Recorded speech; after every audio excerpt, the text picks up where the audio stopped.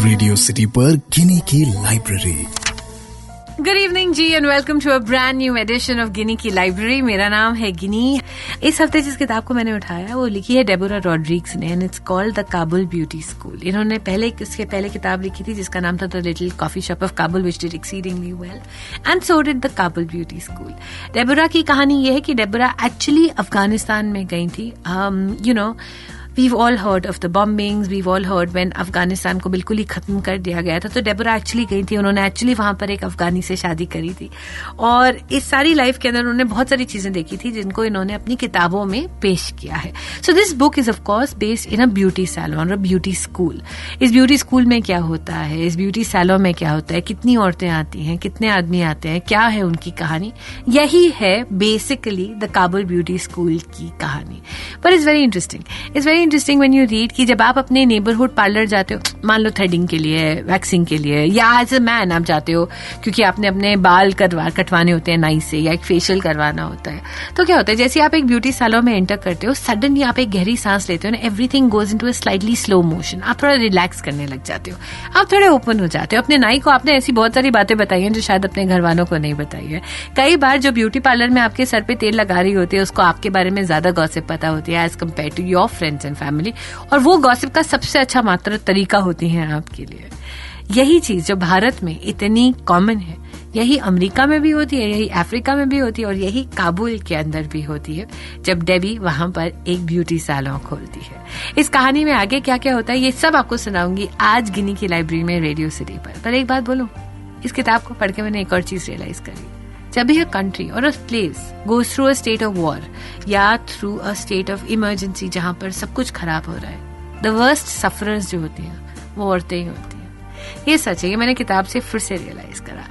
अगर मैं आपको इस किताब की कहानी सुनाऊं तो थोड़ा सा बैकग्राउंड में चलते हैं। आपको याद है आपके और मेरे समय में द यूएस बॉम्ब्ड अफगानिस्तान बिल्कुल लिटरली खत्म हो गया था तालिबान रूल के बाद।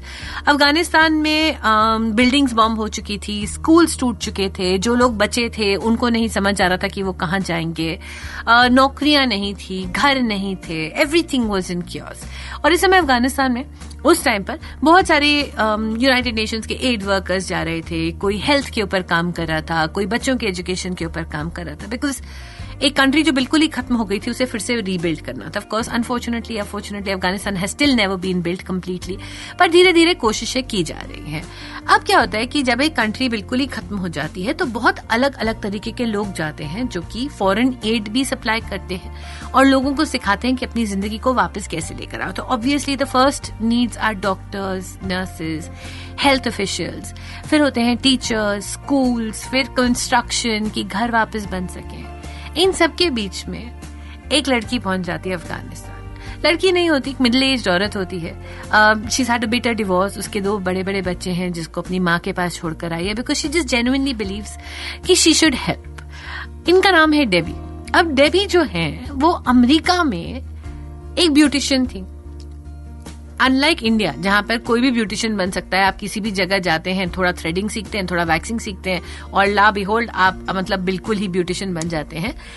ऐसा अमेरिका में नहीं होता। आपको एक प्रॉपर एक स्कूल में 1 साल के लिए पढ़ाई करनी पड़ती है, all of that. Now Debbie is a trained beautician और वो भी पहुंच जाती है। तो इनिशियली तो वो हेल्प कर रही है एंड देन शी रियलाइजेस कि मुझे कुछ तो करना चाहिए जहां पर मैं भी किसी काम आ सकूं। तो she is very reluctant to approach people कि क्या बोलेंगे कि मतलब एक कंट्री जो बिल्कुल ही खत्म हो चुकी है कि भाई आपको थ्रेडिंग करवानी है, आपको वैक्सिंग करवानी है, आपको पेडिक्योर करवाना है, ऐसा थोड़ी हो सकता है। तो शी इज वेरी कंफ्यूज कि मैं क्या करूं। हेल्प कर रही है पर अपना काम भी करना चाहती है, लोगों को सिखाना चाहती है और इसी कश्मकश में एक दिन फाइनली वो लोगों को बोलती है कि एक्चुअली मैं एक ब्यूटिशियन हूँ और क्या किसी को कोई सर्विसेज चाहिए मैं फ्री में ऑफर कर सकती हूँ। एंड जितने भी एड वर्कर्स आए होते हैं वहां पे they are like oh my god, हमारी जिंदगी सफल हो गई, हम रोज काम कर रहे हैं, हम पागलों की तरह काम कर रहे हैं, we need some place to relax, can you help us. And Debbie धीरे धीरे अफगानिस्तान में बहुत फेमस होती रहती है इन सारे एड वर्कर्स से जो कि दुनिया भर से आए हुए हैं, जो वहां पर लोगों की हेल्प कर रहे हैं, क्योंकि ऑब्वियसली एवरीबडी वांट्स कि इतना कुछ देखकर, इतना कुछ बुरा और सैड देखकर आप कहीं तो रिलैक्स करना चाहते हैं। So she becomes their favourite. अब कहानी यहाँ से शुरू हो जाती है डेबी की, यानी कि डेबोरा की। पर डेबी को ये अच्छा नहीं लगता। डेबी को ये लगता है कि चलो इनकी तो मैं हेल्प कर रही हूँ, पर मैं यहाँ पे अफगानिस्तान के लोगों की हेल्प करने आई थी ना, तो मैं उनकी हेल्प कैसे करूँ। अब क्या होता है कि Taliban regime was very strong about women, है ना, कि उन्होंने ये कहा था कि औरतों को ऐसे होना चाहिए, ऐसे होना चाहिए। तो कहीं ना कहीं ब्यूटी सैलून्स या पार्लर्स को कहीं ना कहीं उनके दिमाग में और लोगों के दिमाग में ऐसा था कि यहाँ पे प्रोस्टिट्यूशन के रैकेट्स होते हैं। तो अफगानिस्तान के लोग are not very very open to the idea of a beauty salon या ब्यूटी पार्लर। पर डेबी को लगता है कि यहाँ पे इतनी औरतें हैं, ठीक है, टिपिकल एक ऐसी इकोनॉमी होती है जहाँ पे हस्बैंड या आदमी नहीं रहे होते, बहुतों को मार दिया गया होता है, कई बहुत क्रेजी हो गए होते हैं, नौकरियां नहीं होती। तो उसको लगता है कि अगर हम औरतों को इंडिपेंडेंट बनाएंगे टू अ लार्ज एक्सटेंट वो कुछ कर पाएंगी। So she decides to open a beauty school, जहां पर वो अफगानिस्तान की लड़कियों को सिखाएंगी कि आप कैसे मेकअप कर सकते हो, आप कैसे पेडिक्योर मैनिक्योर्स कर सकते हो और कैसे पैसे कमा सकते हो।